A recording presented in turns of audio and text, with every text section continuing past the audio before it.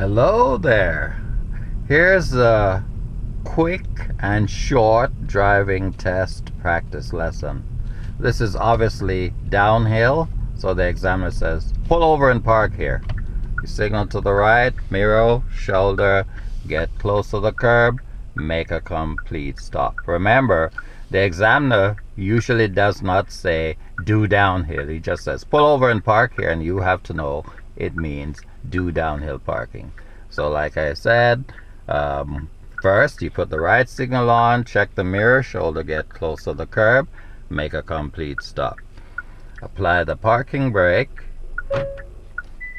and you can see the brake, it's just a for this car it's just a push button. It says park and the parking brake over there, that little red light. And then because it's downhill parking, it's 1 revolution to the right, and you hold the steering wheel at the 9 and 3 position, cancel the signal. And remember, whether it's downhill with a raised curb as we have, and if it was downhill without a curb, it's still 1 revolution to the right. There's no need to turn the wheel all the way to the right, because if this car broke loose right now, it would still rest up against the curb. And for downhill without a curb, the idea is if the car broke loose, then it would go in the ditch. That's where they want the car, in the ditch. They don't want it to be running out into traffic. Okay? Now it's time for you to leave.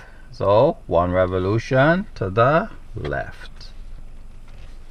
Then select the gear, put to drive, then signal to the left, check the mirror, check the left outside mirror and the blind spot. Then, if it's safe, drive off in a straight line, cancel the signal, and you're done. Okay, we're gonna make a left turn here, so signal to the left, and we have no white line, but there's a crosswalk or a sidewalk. And it's a 3-way stop sign. You have 1 here, there's 1 down there, but you still have to make sure it's safe because someone could be coming there even though there's no stop sign right here. And of course there's 1 here, so it's safe to go.